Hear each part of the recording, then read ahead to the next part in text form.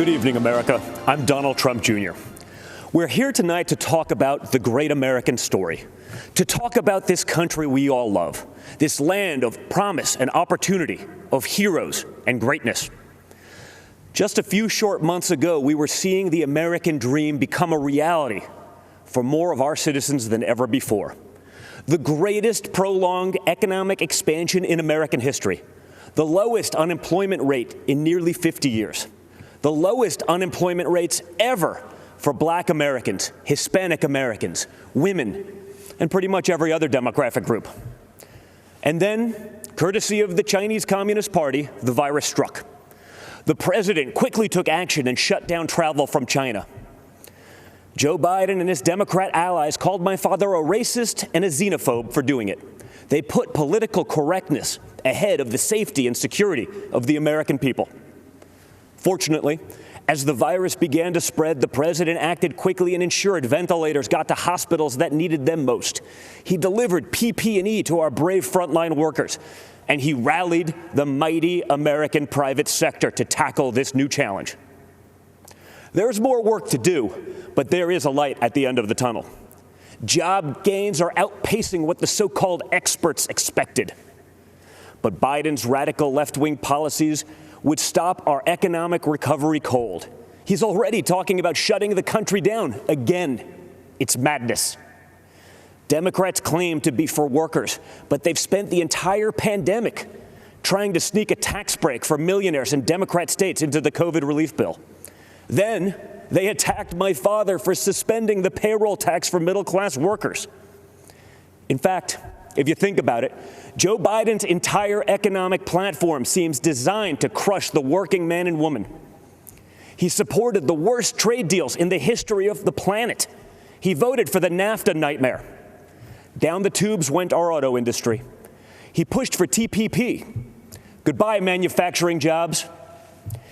Beijing Biden is so weak on China that the intelligence community recently assessed that the Chinese Communist Party favors Biden. They know he'll weaken us both economically and on a world stage. Biden also wants to bring in more illegal immigrants to take jobs from American citizens. His open border policies would drive wages down for Americans at a time when low-income workers were getting real wage increases for the first time in modern history. He's pledged to repeal the Trump tax cuts, which were the biggest in our country. After 8 years of Obama and Biden's slow growth, Trump's policies have been like rocket fuel to the economy, and especially to the middle class. Biden has promised to take that money back out of your pocket and keep it in the swamp. That makes sense, though, considering Joe Biden is basically the Loch Ness monster of the swamp.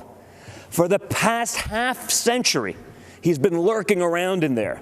He sticks his head up every now and then to run for president. Then he disappears and doesn't do much in between. So if you're looking for hope, look to the man who did what the failed Obama-Biden administration never could do and built the greatest economy our country has ever seen. And President Trump will do it again. We will be stronger than ever because when we put our mind to it, there is no obstacle that America can't surmount. Except there's a difference this time. In the past, both parties believed in the goodness of America. We agreed on where we wanted to go. We just disagreed on how to get there. This time, the other party is attacking the very principles on which our nation was founded. Freedom of thought, freedom of speech, freedom of religion, the rule of law. Thomas Jefferson famously said, "I have sworn upon the altar of God eternal hostility against every form of tyranny over the mind of man." Our founders believed there was nothing more important than protecting our God-given right to think for ourselves. Now, the left, they're trying to cancel all of those founders. They don't seem to understand this important principle. In order to improve in the future, we must learn from our past, not erase it. So we're not going to tear down monuments and forget the people who built our great nation. Instead, we will learn from our past so we don't repeat any mistakes. And we will work tirelessly to improve the lives of all Americans. Joe Biden and the radical left are now coming for our freedom of speech. They want to bully us into submission. If they get their way, it will no longer be the silent majority. It will be the silenced majority. This has to stop. Freedom of expression used to be a liberal value, at least before the radical left took over.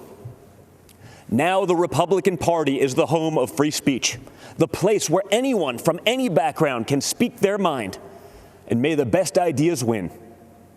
People of faith are under attack. You're not allowed to go to church, but mass chaos in the streets gets a pass.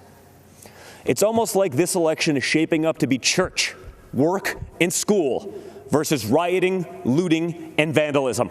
Or, in the words of Biden and the Democrats, peaceful protesting. Anarchists have been flooding our streets, and Democrat mayors are ordering the police to stand down. Small businesses across America, many of them minority-owned, are being torched by mobs. The Democrat mayors pretend it's not happening. They actually called it a summer of love. And that brings me to another important principle. Every American must be free to live without fear of violence in your country, in your communities, and in your homes. All men and women are created equal and must be treated equally under the law. That's why we must put an end to racism, and we must ensure that any police officer who abuses their powers is held accountable. What happened to George Floyd is a disgrace, and if you know a police officer, you know they agree with that too.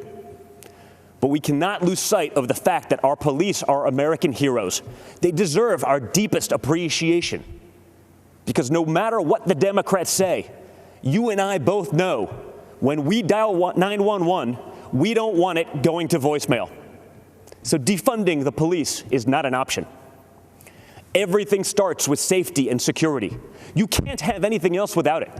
You can't focus on building a better future for your children without the peace of mind that they can study safely in their classrooms, play safely in their neighborhoods, and sleep safely in their beds.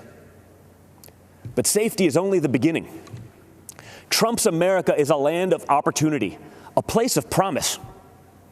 I was fortunate enough to grow up in a family that could afford the best schools and the finest universities.